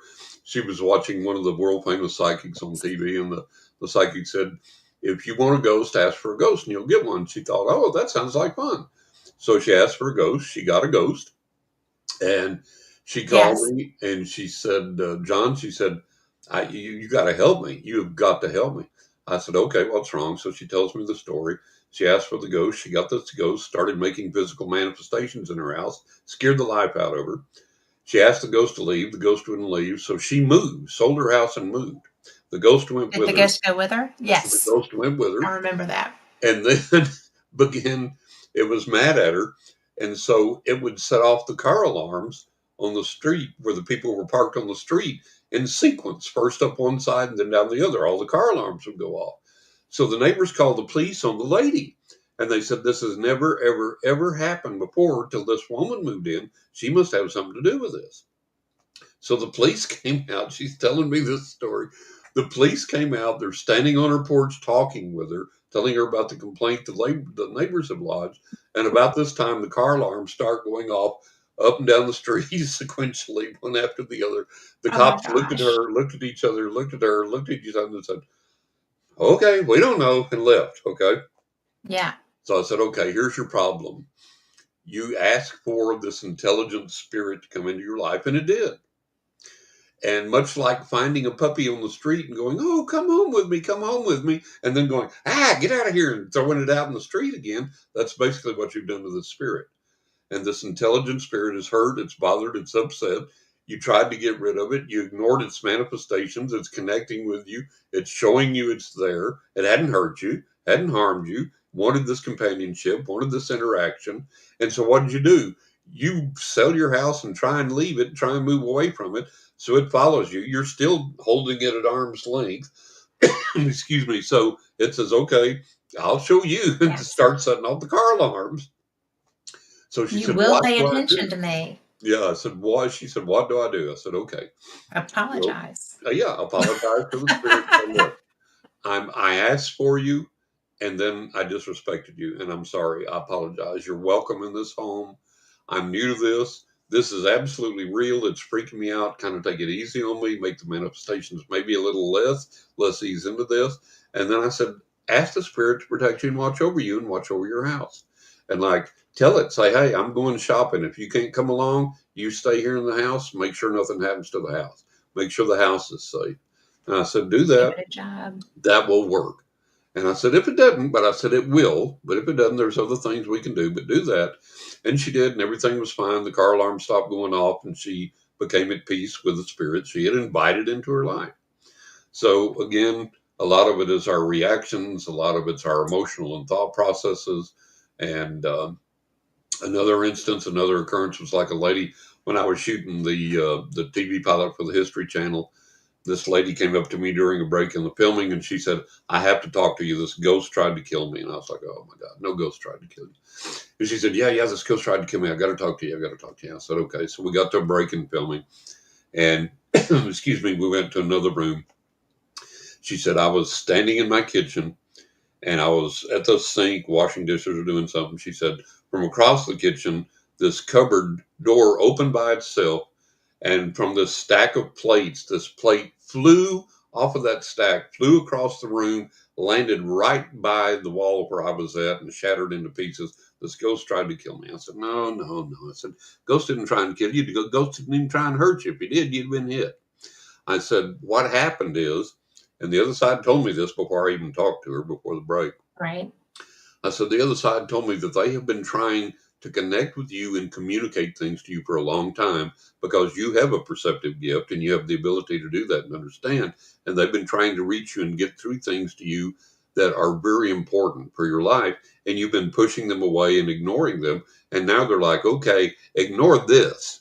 You can't ignore this." Yeah. And I said, "So what you have to do is take your knee jerk fear reaction away from that, understand that it was a message, a very frustrated message delivered quite dramatically, but a message to, hey, pay attention. We're trying to help you here." And so she took that to heart, went on, then everything was okay. So again, a lot of it goes back to our reaction to things, what we've been taught, what we've learned. Like if you grow up Christian, the Bible is full of miracles, talking animals, floating axe heads, people ascending to heaven in a chariot of fire, on and on and on and on. Ghosts. Those are okay.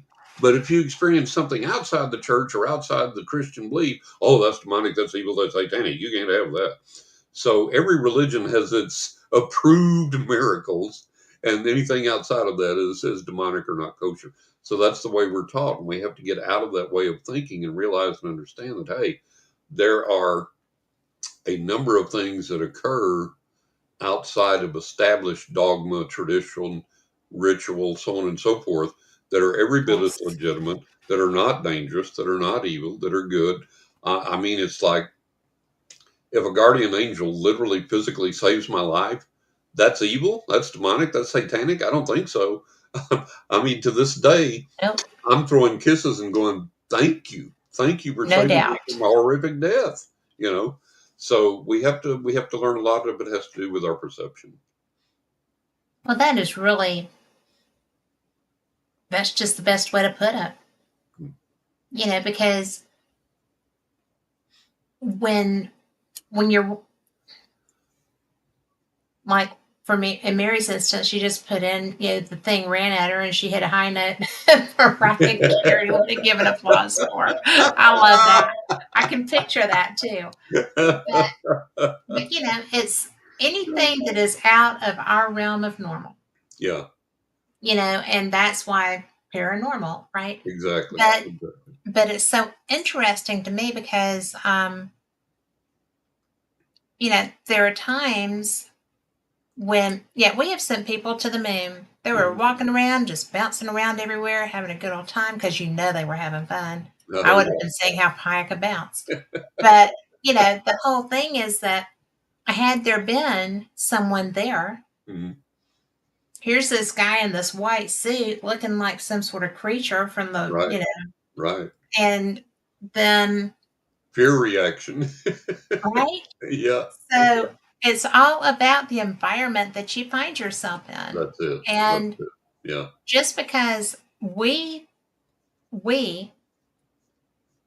make the connotation between the guy in the white hat, white, Mhm. good, Right, and shadow people right, are scary, evil, wicked, nasty, mean things. right, right. Well, they probably get a complex, right? I Yeah, mean, because just yeah. because you can't fully manifest, you're bad. You're right, right. And I just find that to be an interesting thing because Yeah, we know that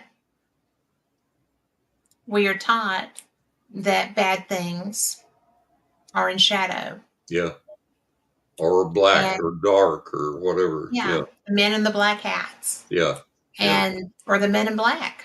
yeah. Yeah, if we're going to Exactly. go that far, the men in black. People Right, are terrified of men in black. right. And it's just a thing that I know someone who was perceived as one Mhm. who wasn't, Yeah. had just been caught out, was asked to go investigate a sighting, Mhm. Mhm. and the airport that they went to only had a black car. Right. Right? And he was in work attire. So he is a man in Man black in black. Yeah, in a in a black black car. Yeah, car yeah. pulling up Exactly. at a UFO sighting Yeah. investigation. Yep. And it was actually an interaction investigation. Right. And so, here's this man in black, two men in black, you know, Yep. who had been sent there and flew into an airport and could only get a black car. Yeah. Didn't even think about it until they got there. And so there you go. And you They also were, have to think about there are beings, spirits, whatever on the other side. mhm, They exhibit a sense of humor and they have a they do. prankster thing to them. I'll give you an example. I used to watch, I think it was Talking in Circles, Clint Black's talk show, the country singer Clint Black, who's my favorite country artist. And he was saying that he would, he had, oh God, oh, the famous football player. Oh, Jesus, I can't think of his name. Anyways, he had him as a guest on there. Terry Bradshaw. Terry Bradshaw. Okay. Yeah. And Terry Bradshaw, Clint Black was saying, this you're this big, huge, hulking, strong, fearless football player. I bet there's there can't be much you're afraid of. And he said he's afraid to death of his wife. And he said, why? And he said, because she will hide and jump out and scare the crap out of me. And she knows I hate it, but she'll do it all the time. And Clint Black says, "Oh, I do that to my wife all the time." He said, "I will hide in the closet for half an hour till she walks by so I can jump out and scare her." And Terry Bradshaw said, "Why?" And he said, "Because it's fun." And There you so go. Jump you have to scares work. translate that to the other side and think that some of these beings, like the one that ran at Mary, they say, "Ooh, watch this, watch this. Ah, I'm going to get her. I'm going to get her." You know, and so they have Yeah. senses of humor. There was I was at a state park here, and a spirit presented itself to me as a young Native American boy, and he said, "Can I come home with you?" And I said, "Yeah." So he came home with me, and he would. His favorite thing to do, we had coming into the garage, we had a door, and then it was the laundry room, then there was a door into the hall of the house, and you came into the house. So his favorite thing to do was to grab the laundry room door coming into the house and rattle it. I mean, physically, you could physically see the door going like this. And my Right. wife would go, "God, John, I know that's the ghost. Get him, go check, please." And I'd go check. And of course, there's nobody there. Right. And he would do things like we were coming in the house one time, and I unlocked the door and grabbed the door to open it. And I started pulling it open. He grabbed the knob from inside the hall and pulled the door shut. And I laughed and I said, "Okay, ha ha, very funny." And so things like that, you have to understand that, you know, you don't condition yourself to have a fear reaction. That there was nothing harmful there. It was Yeah. obviously play. You know, it was obviously hijinks. And so a lot of these beings may have that same type of thing. And if it's I'm not going to say lower level. I'm not going to say low intelligence. I'm not going to say a lower being because that's an insult. Yeah. Um, you don't look at your dog and say, "Oh, you're a lower level being because you can't compose a symphony or whatever." You don't do that. So these things are not lower level beings, but maybe they're beings that are just a tad, Limited. uh, Maybe limited. well, maybe limited, maybe, man, but that might be a good word. I'm not sure I have a good word to describe it, but they may be just kind of, "Hey, I don't have these compunctions about scaring people that you do. I think this is kind of fun every now and then, you Right. know." So we have to allow Well, for we that. all have that friend. Yeah. Oh Right. yeah. Oh yeah. We do all have that friend that gets Absolutely. off on Absolutely. that, I right? did it. I would go over. My neighbor would be out mowing I his can see yard, and he would that. have the gate open, and I would sneak around the gate and yell and jump at him, and he, "Jesus Christ, he almost gave me a heart attack," and I would just laugh Right. and laugh and laugh. And yeah, we all do have that. So it's that's one thing we may have to understand about some of these beings is they may be getting a kick out of this, you know. So I think they definitely get a kick out of it because so many people have, instances like Mary described it, yeah, it ran at her. yeah, Well, that is completely for giggles. yeah. Oh yeah, And, absolutely, absolutely, because absolutely. I just, and I find that while I would have probably been disconcerted initially too, Yeah. I would have been like, quit doing that, Yeah, stop that. stop that now. Here, I'll But put your cupcake out on the counter. You can have the energy from that. Quit running at me. yes. It's like, And, and that is another thing because that does create that energy burst. yeah, yeah, And if they're wanting to manifest more fully, or whatever, mhm, maybe they can't get past the shadow exactly, exactly. because of, you know, Yeah, but mainly I just think I can hear the giggle, yeah. Oh, yeah, you know. yeah, absolutely, absolutely. And, and people say, "Well, John, you think everything in the spiritual realm is roses and light." And like, no, I don't. I No, don't believe there's that. But I yeah. think I know that you we have don't. been misled that, the Conditioned. majority of it is bad. Yeah, because it's not. I do remember there was one time, uh, got to adjust my tailbone here. Uh, there was a friend of mine. He was friends with my wife before I met her, and he was a psychic and good, and we became friends. So we were all in the city one day. We were all in Manhattan one day, and we were walking along together. And he was blind. He was totally blind. And me and him, and my wife, were walking along together, and we stopped for this crosswalk, stopped for a red light. and the spirit blew by us so fast and at such a physical level that there was a wind that literally ruffled our clothes. Literally, all of our clothes were like, literally. And my friend goes, "Did you feel that?" I said, "Yeah." "Did you feel that?" And he was like, "Yeah." And he said, "What was it?" I said, "You tell me first," because we always went back and forth to see if we were connecting Right. on the same thing. And he said, I'm not saying it's evil, but it was almost felt malevolent. And it was on the way to do something, do some damage somewhere. And I said, "Yeah, that's exactly what I got." And my Where feeling were was, you? huh? Were you in the garment district? Yeah. I'll tell you in a minute. Okay. So I said, my feeling is that there was some evildoer somewhere that did something that deserves to be punished. And this, whatever it is on the way there to get this guy. And that was my feeling. So, I'm not saying it's all roses and light in the spiritual realm. I'm saying there are allowances for that type of thing. But yeah, it was a mind blowing, eye opening experience. Was it coming from a was it coming from a living human and their energy going, or was it a spirit going? No, it was just a spirit going. It was an Yeah. entity on its own. Yeah, it was somebody that, and it wasn't sent by a human like to go towards somebody. Mm. The feeling I got was like it was kind of like um, like a Joseph Vendetta. yeah, it was like a free range being, a free range Mhm. officer, or law enforcement on the other side, if you will. It's like, okay, this jerk is messed up. I'm going to get him now. That type of thing. Yeah. And it was kind of autonomous, but within Hmm. you got the sense that there was a class of spiritual beings like that there that did this type of thing. On a mission. Yeah. Excuse me. Because, and that's why I asked if you're in the garment district, because when I was walking through there, my daughter and I were going to dinner, Hmm. and I needed to get a nice dress. I didn't pack anything of that level with me to Hmm. go. So I was down there just looking to see what I could find. We're walking down the street, right?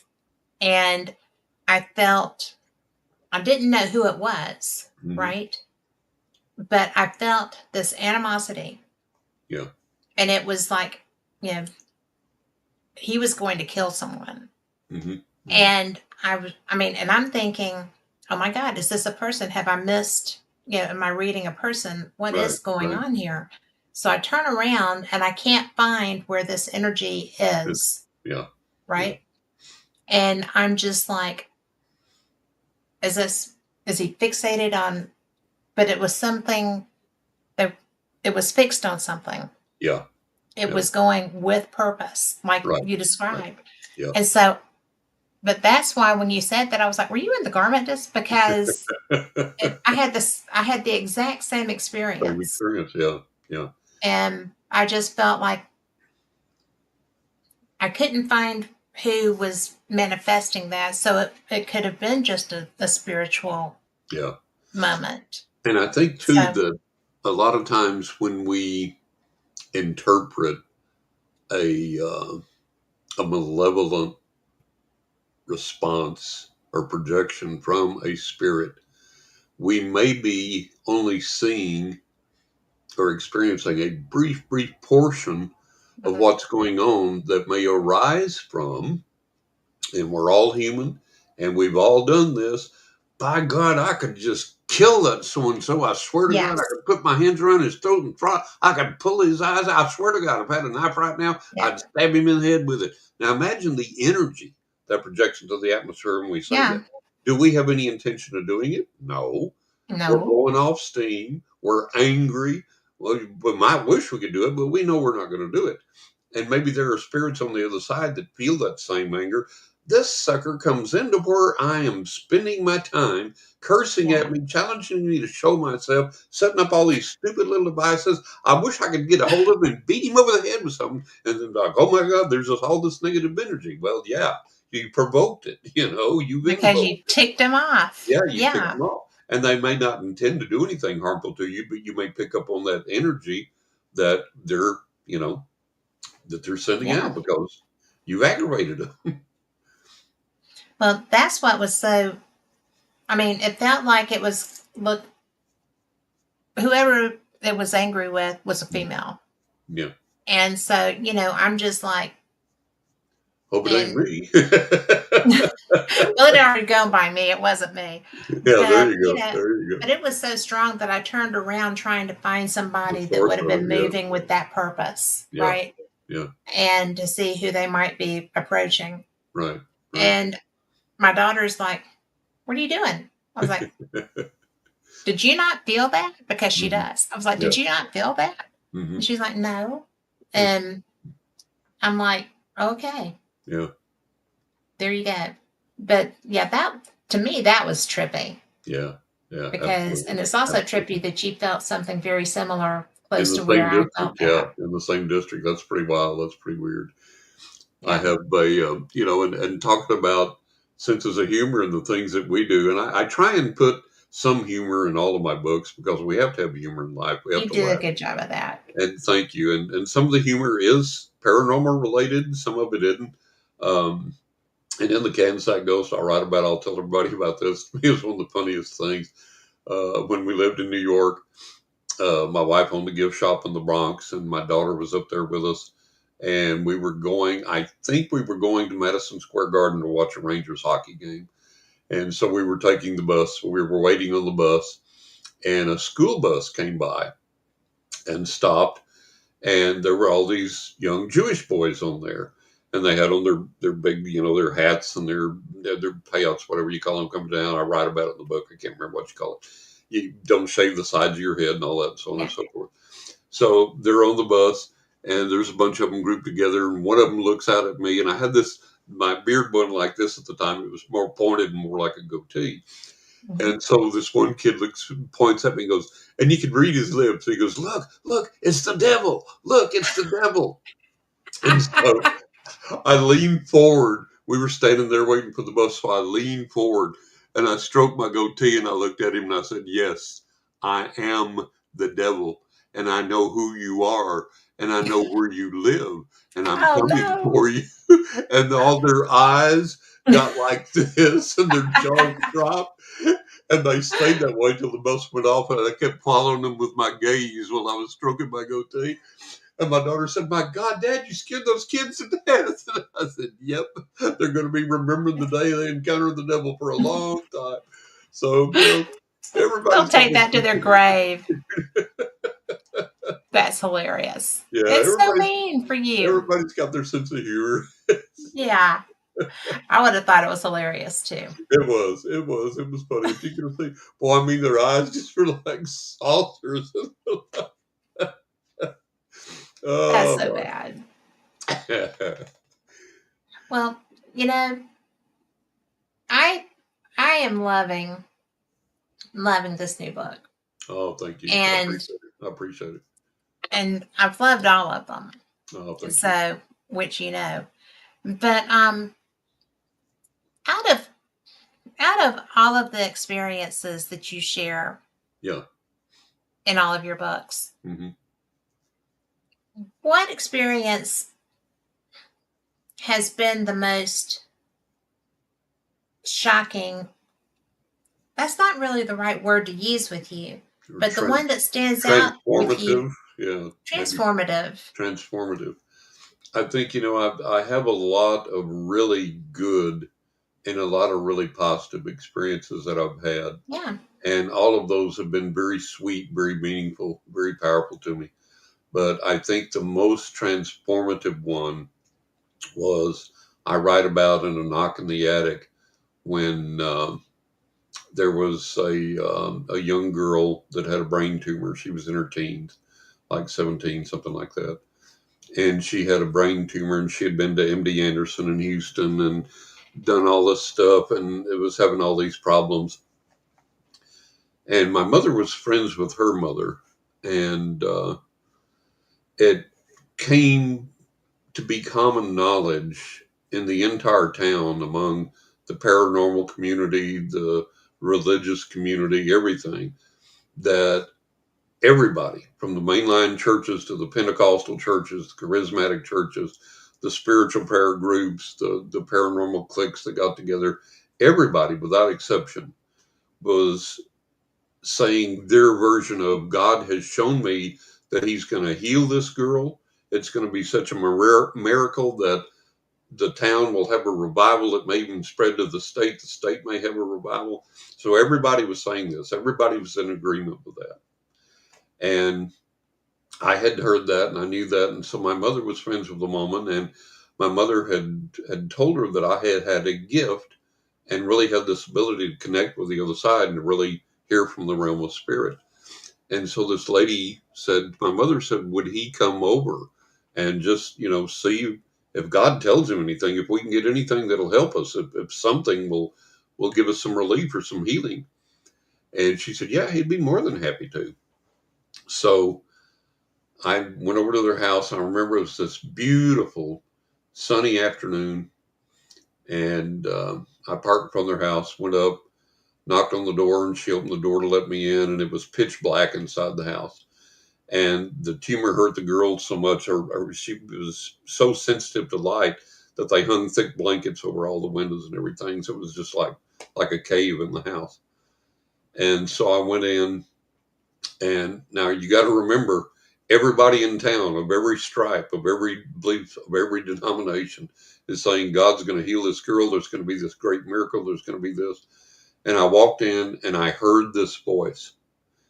And it said, it was a deep male voice. It wasn't threatening. It was pleasant.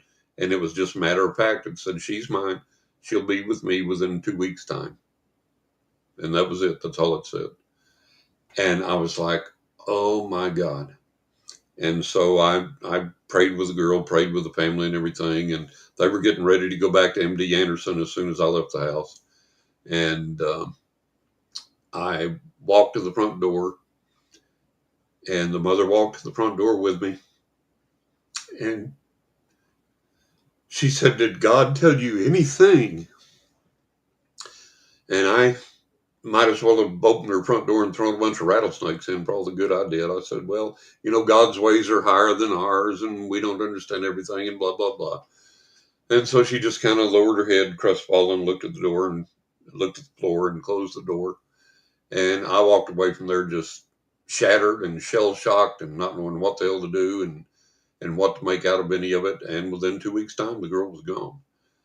And so I learned that we can have all these agreements in prayer. We can try and manifest things. We can say that something is going to happen, whatever, and we're not in control of most of what happens here. And to have that revelation, that took a lot of the wind out of my sails. And I think that was one of the most, if not the most, transformative experiences I've had. And that voice, and people have asked me, was it the voice of God? Was it the voice of the devil? Was it an alien? Was it this? I have no clue. I have no idea. All I know is it was just very plain, very matter of fact. She's mine. She'll be with me within 2 weeks' time. And there wasn't any implied threat or malevolence or anger Right. or whatever to it. It was just a statement of fact. And sure enough, within 2 weeks' time, she was gone. And that was just, it was like, wow, what an eye opening experience to have. And to realize that, we roll along in this thing and we think we have answers and we think we have things and we think we have control and we don't. It's a lot of it is so far out of our control and out of our understanding. And to this day, Absolutely. all I can tell you about the experience is that I had it. That's I have no more insight than that. And I've tried to gain insight about that and tried to learn from that. But it was heartbreaking. It was transformative. It was life changing for me. It put my life and my spiritual understanding, my spiritual growth on a whole other level instantaneously. And it was like, wow, we're dealing with a lot of heavy things here. We're dealing with a lot of reality here. Well, what did you take from that altered maybe how you interacted and Well, I used to, I don't even think I was, I don't know, I was maybe 19, 20, somewhere around in there then. And I'd always had this big sense of humor and always had this, forced myself to have an optimistic outlook toward life, and really fun loving and kind of cavalier about a lot of things. And that kind of slapped me and kind of said, hey, begin to take things more seriously here and begin to understand that there's all these deeper levels to things. And, it's okay to have fun. It's okay to be lighthearted, but there's a lot of sorrow in this world that needs healing. There's a lot of grief. There's a lot of things that there are no pat answers for, and no cliche helps. And, you have to understand that sometimes you're getting down and dirty in the trenches, and sometimes it works and sometimes it doesn't. And you're not going to always know the reason why. And you have to keep going and do what you can. And so for me, that was life altering. It was just game changing. Have you found yourself in that situation again?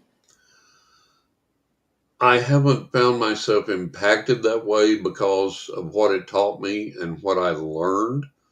Um, I found myself in very sorrowful situations, yes, but it was things that were like, okay, yeah, I expected this, or I understand this, or I now know how to handle this because of what I've learned then and what I've been through and what these things taught me. And I think it gave me some needed seriousness that I lacked before, that I didn't have before. Because before it was, you know, give somebody information in a reading that there was absolutely no possible way that I could know.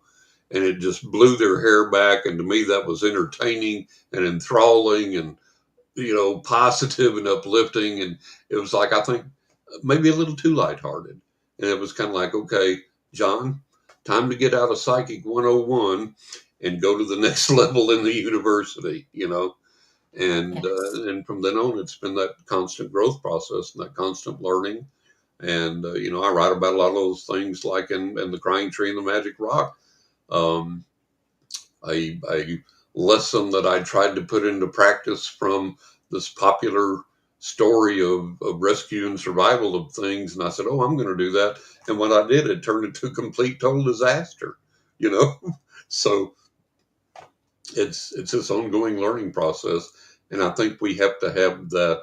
Um, we have to develop that seriousness, and we have to learn when to turn the fun on and off, and when to react appropriately, and how far and how deep to go with things. And it set me on that pathway, and as much as it hurt, I'm glad it did. I'm glad it did too, because and I know just the people that we see who do the work. There's a lot of irreverence Yeah, for yeah, situations, exactly. and in fact, that's my irreverence when I went to that jail is Hmm. what created and manifested that angry energy, Yeah, because somebody had been hung or hung right, themselves. They did not hang themselves. right. And at the table where I had set my equipment on Yeah, and set my equipment up, and so because I was going to do a live feed from there, yeah, and it was so loud.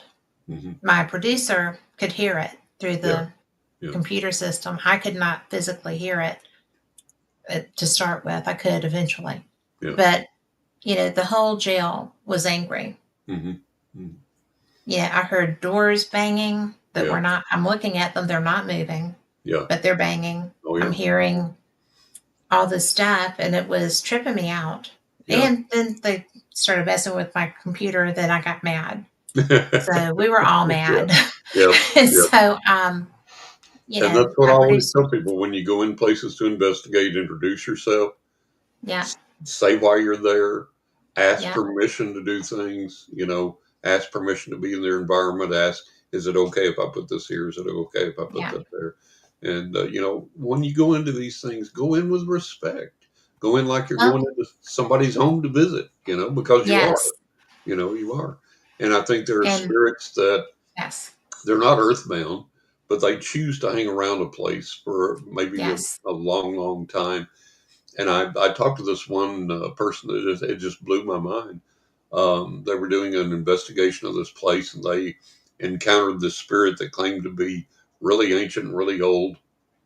And when they came back the next several times, it wasn't there, and they were coming like in the fall or the winter or whatever. And then when they came back in warmer weather, they encountered this spirit again, and they asked where it had been, and it said it didn't like the cold weather. there you go. So it, That would be me. yeah, yeah, and I'll be in Key West. I'll it see you had in the gone to spring. warmer Yes, climes until things changed, and then it came back there. So we have what we don't understand is that the things that we do impact spirits and people and yes, energies on the other side. Just like they can yes. impact us here, we impact them there. And so we have to Well, I did become, apologize, yeah, we have to and I become did tell aware of them that. why I was doing that there. Yeah, yeah, And they were like, "Really?" And I'm like, "Well, yeah, I've got a 9-hour drive tomorrow. I'm not here for my health. I'm here to, you know." So it was an interesting conversation.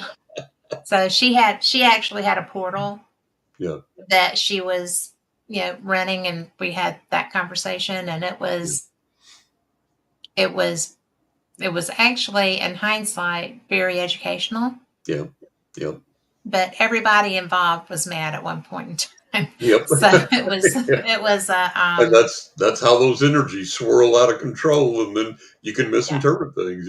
So So but and I have been there, several times since, and it's always a good experience. yeah, And because I just told them I was there trying to help, right, to right, bring awareness, and yep. they actually, the voice that came through said, "Really?" And I was like, "Yeah." That's when the "I'm not here for my health" thing came out. But That's great. it That's was great. hilarious Yeah, in hindsight. At the yep. time, we were all pretty like Freaked out. Yeah, yeah. freaked out, and I had to Right, spend the night there that night. right. So yeah, that was fun. Well, we've got like 5 minutes. Can you Yeah, tell people what they need to know to find you? yeah. Go to if you want a psychic reading, go to johnrussell.net. Now, the server that hosts that domain has been having big time problems. People have been getting through and being able to pay for the reading and schedule the reading. Some people haven't, but try that. I'm in the process of rebuilding that site on another server, but it's not up yet. So johnrussell.net. Now, my page for my books, I have rebuilt on another server. It's up and running. That's johnrussellauthor.com Yes. johnrussellauthor.com. So if you go there, you get the testimonials on the books. You've been kind enough to give me some. Phyllis has. There's reviews there. There's links to buy, some of the awards that the books have won, so on and so forth. So you can go there to johnrussellauthor.com. There's links to buy the books. They're available at Barnes and Noble's, Amazon, Books A Million, Apple Books. If you like Pal's City of Books, you can order them online there. Walmart and Target have them online. There's lots of places you can get them. You can get them at all the major booksellers. And I do ask people to pick them up and enjoy them. They'll get a big kick out of them. It'll give them entertainment. It'll give them information. It'll be something they'll enjoy.